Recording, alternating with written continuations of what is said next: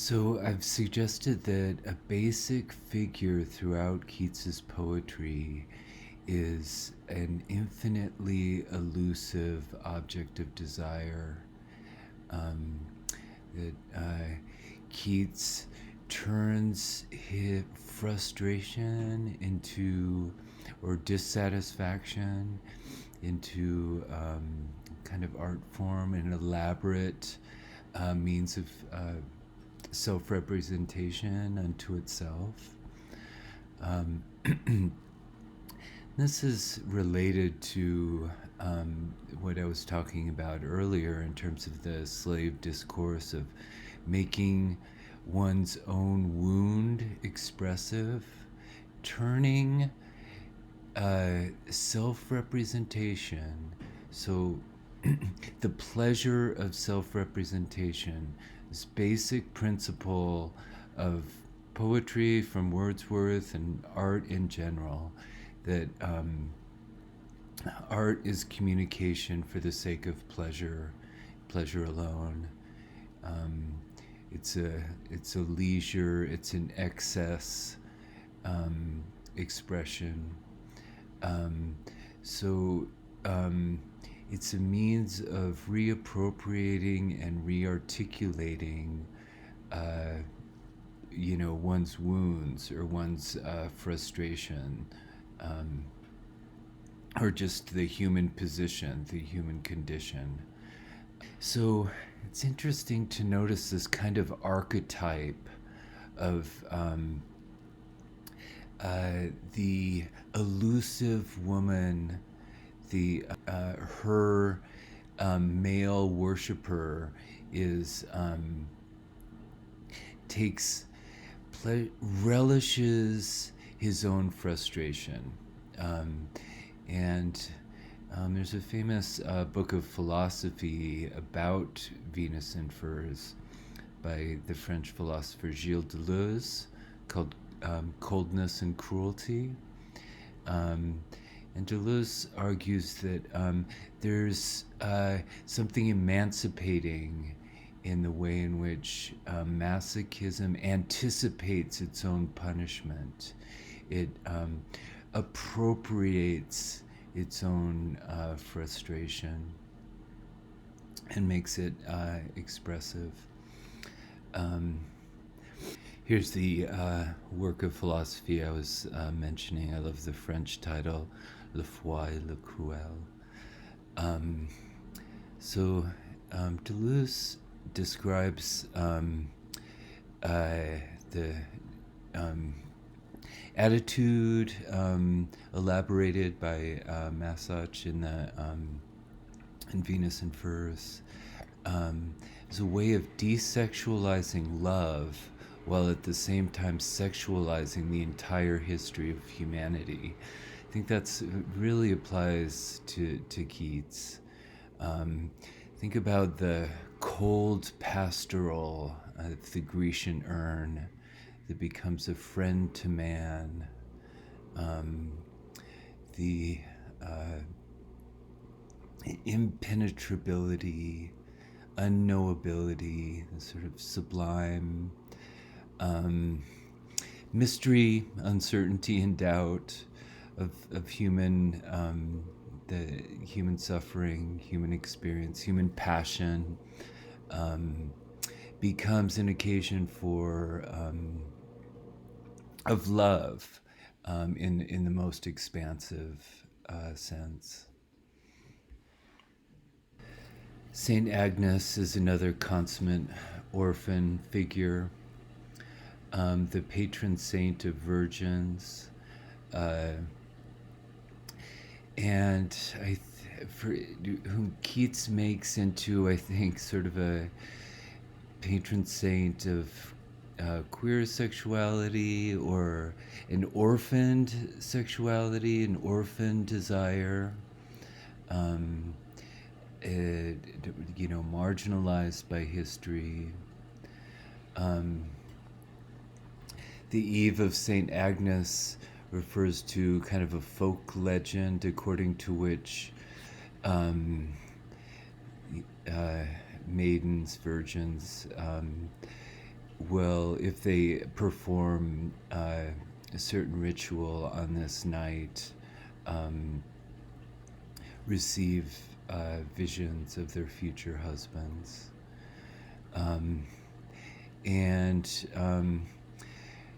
As we've already seen, I think in Keats, this fugitive worship, like the worshiping psyche that is worshipped by no one else, illegitimate, marginal devotion. It becomes a means of self realization. This story it's so wonderful. It's the longest poem by far that you'll be reading by Keats. But it's so wonderful to have this long narrative to go through.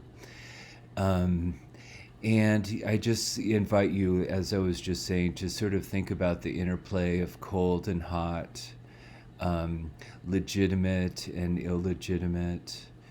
Again, we get a narrative mostly from the male perspective. It seems like a perspective of conquest, but there again is a kind of female collective that's marginalized. Collective of Madeline, the love interest of Prothero, is depicted here, and Angela, who assists Madeline in constructing her ritual. And Saint Agnes herself. We see these female devotees of a fantasy, contrasted with the narrative of conquest. And not to mention the beadsmen. I think these are all figures, outsider figures of a kind of queer desire, devotion to a desire without claims of conquest. It's kind of interpenetration of the beadsman's dream, the beadsman's devotion, Angela's devotion, Madeline's devotion, and Saint Agnes seems to be suggested by this poem. Notice, for instance, how the beadsman rejects the music of the ball, just like Madeline will do. She's uninterested in the normative, official celebration, official culture. She has no interest in her suitors at the ball. She's devoted instead to the dream of Saint Agnes. And listen also to what it says here about the beadsman. His prayer he saith, this patient, holy man, then takes his lamp and rises from his knees, and back returneth, meager, barefoot, wan. Along the chapel aisle by slow degrees, the sculptured dead on each side seem to freeze, imprisoned in black purgatorial rails, knights, ladies, praying in dumb oratories. He passeth by, and his weak spirit fails to think how they may ache in icy hoods and mails.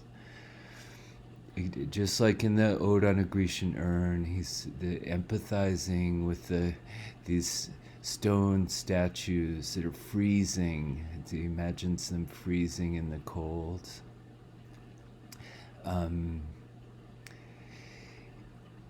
And look here how he is aligned with Madeline in his rejection of the official revelry of the ball. At length burst in the argent revelry with plume, tiara, and all rich array, numerous as shadows haunting fairly the brain, new stuffed in youth with triumphs gay of old romance.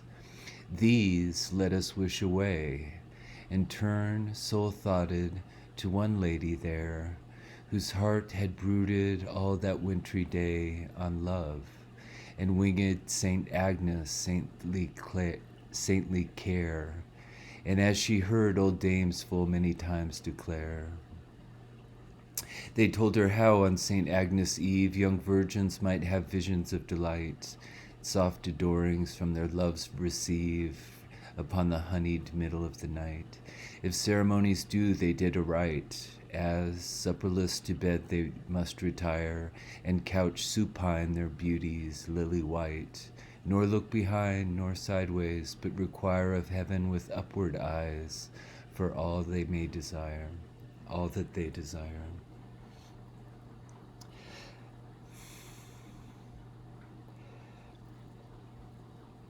I mentioned that Byron ridiculed Keats's poetry as masturbatory, and I might suggest that he wasn't wrong to characterize it in this way. I mean, this is a personal dream that personal fantasy that Madeline prefers over actual romance. She heeded not at all.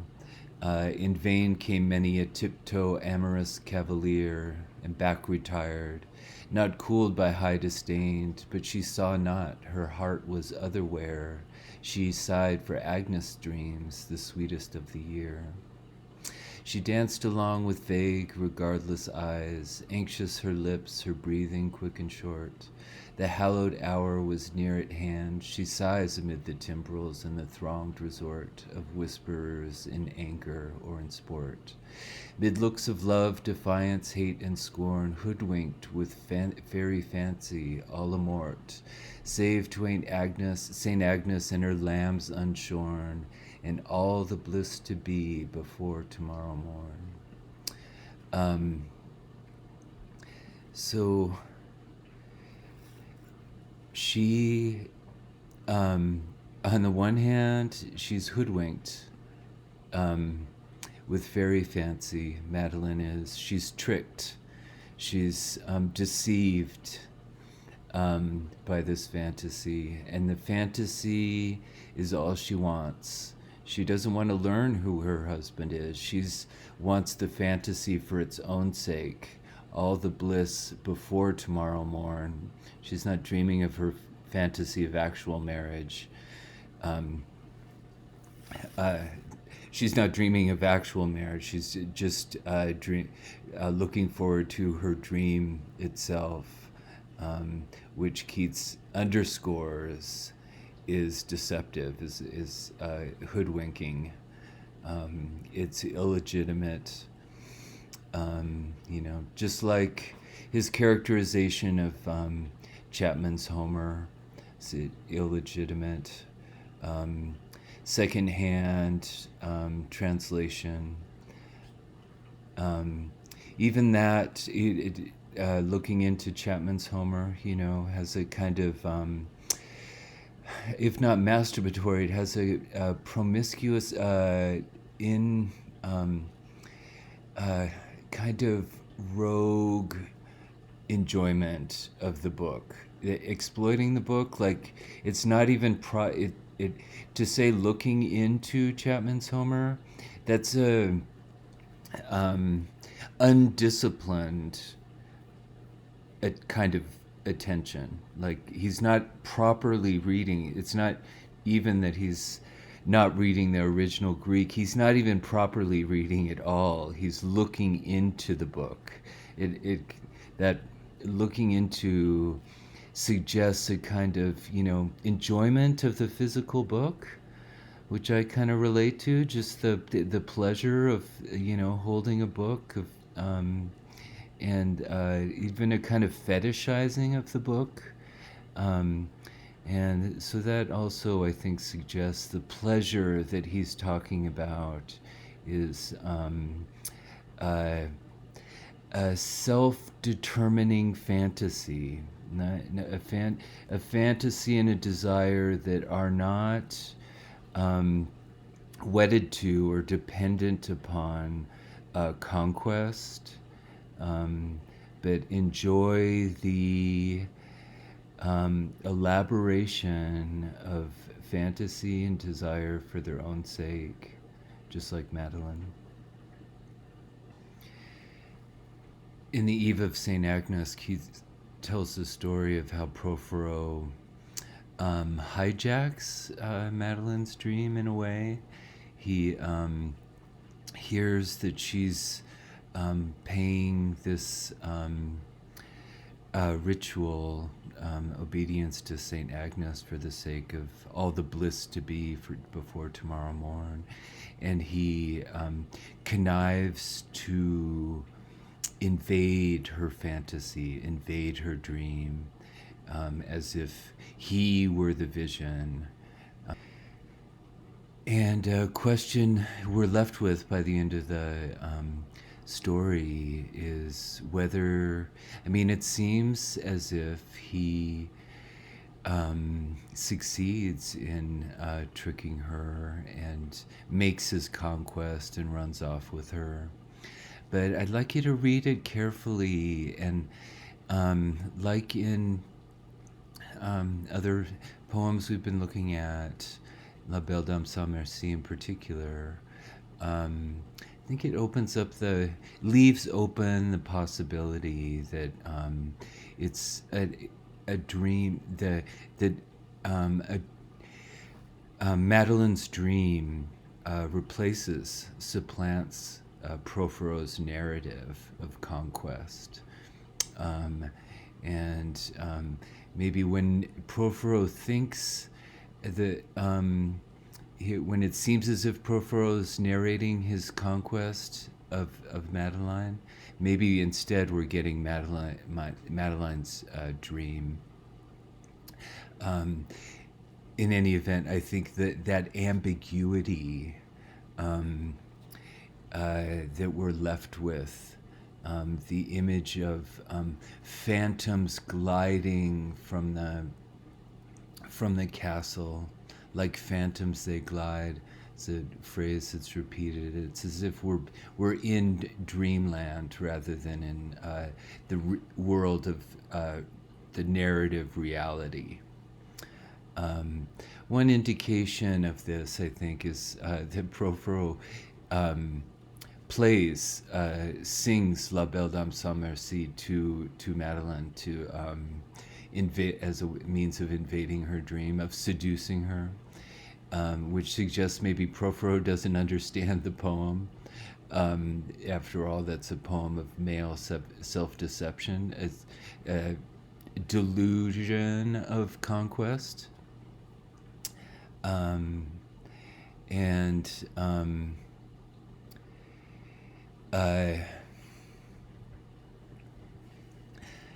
Another indication is love. My Madeline, sweet dreamer. He's falling in love with the dreamer. She's still a dream, in her dream, and most powerfully for me is this image of the dove forlorn and lost with sick unpruned wing. This is another image we see in Keats, of the sick bird unable to fly, orphaned orphaned from its proper home in the sky.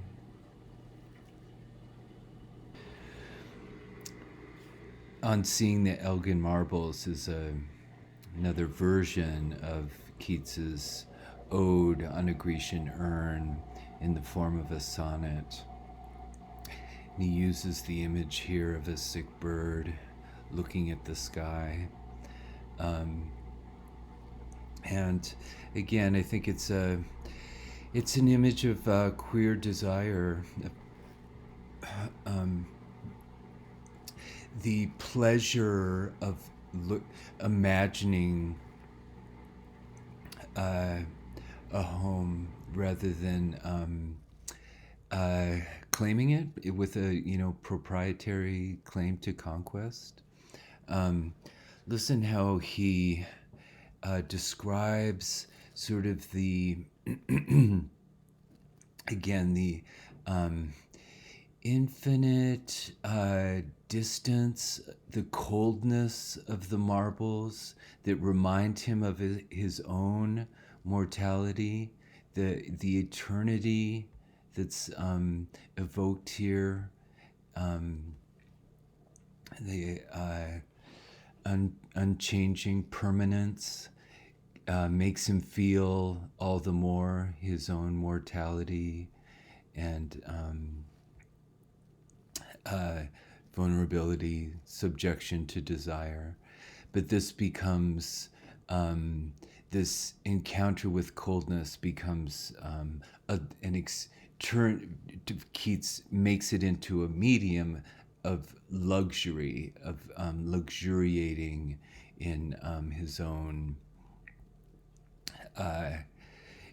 self, in his own experience of time, his own experience of desire. My spirit is too weak. Mortality weighs heavily on me like unwilling sleep, and each imagined pinnacle and steep of godlike hardship tells me I must die like a sick eagle looking at the sky. Yet 'tis a gentle luxury to weep, that I have not the cloudy winds to keep fresh for the opening of the morning's eye. Such dim conceived glories of the brain bring round the heart an undescribable feud. So do these wonders a most dizzy pain that mingles Grecian grandeur with the rude wasting of old time, with the billowy main, a sun, a shadow of a magnitude. As I've discussed before, grammar becomes a key, plays a key role in this poem. In particular, the switch, I think, from the predominant determinate article, the, switches to the indeterminate article, a. And I think he evokes, especially the image of a son, as if one among many, not the son. It's as if the sick bird imagines and thereby realizes its own son. I think this is what Deleuze meant by sort of eroticizing all of history, creating one's own universe, own object of desire, own worlds of purpose and direction. This theme and project of eroticizing history, or reclaiming a kind of free, imaginative, passionate, creative relationship to history, to our story, to the story, our narrative. Goes back, of course, to Blake, reclaiming this mental fight to sustain an imaginative kind of passion, mythic relationship to the real world, to what the story and perception of reality around. In the the sunflower, even death, the where the traveler's journey is done. Blake eroticizes here. It shows how to the imagination, like all these romantics insist in one way or another, is predicated on pleasure. That we to imagine is to appropriate for the sake of creativity and enjoyment. Even when we're thinking about death, it becomes another story of arising, aspiring, wishing. This going back to the image of the sun, I think this passage of Nietzsche's from The Gay Science about history, reclaiming history for a new experience of the divine. He, similarly to Keats, emphasizes the figure of the orphan, that restoring divinity to history, a kind of divine mythic purpose, is a matter of empathizing, reimagining and empathizing with history's losers, everyone that's left out of history. So in this passage, that's extremely moving and beautiful, I think, he describes what such a history would be like. He who knows how to regard the history of man in its entirety as his own history feels in the immense generalization all the grief of the invalid who thinks of health, of the old man who thinks of the dream of his youth, of the lover who is robbed of his beloved, of the martyr whose ideal is destroyed, of the hero on the evening of the indecisive battle which has brought him wounds and the loss of a friend. But to bear this immense sum of grief of all kinds, to be able to bear it, and yet still be the hero who, at the commencement of a second day of battle, greets the dawn and his happiness, as one who has horizons of centuries before and behind him, as the heir of all nobility. Of all past intellect and the obligatory heir of all the old nobles, while at the same time the first of a new nobility, the equal of which has never been seen or even dreamt of. To take all this upon his soul, the oldest, the newest, the losses, hopes, conquests, and victories of mankind, to have all this at last in one soul, and to comprise it in one feeling, this would necessarily furnish a happiness which man has hitherto not known, a God's happiness, full of power and love, full of tears and laughter, a happiness which, like the sun in the evening, continuously gives of its inexhaustible riches and empties into the sea, and like the sun too, feels itself richest when even the poorest fisherman rows with golden oars. This divine feeling might then be called humanity. I just want to notice the analogous image here of the sun. You know, it's like in the sunflower, the sun becomes enriched by being reflected in the oars of the poorest fisherman. The most meager purpose, the most meager desire enriches even the sun, creates a new sun. So this power of fantasy, of desire, um, uh, desire for its own sake, stretching the negative capabilities, stretching the longest distance from the most extreme human marginalization to the grandest fantasy of fulfillment.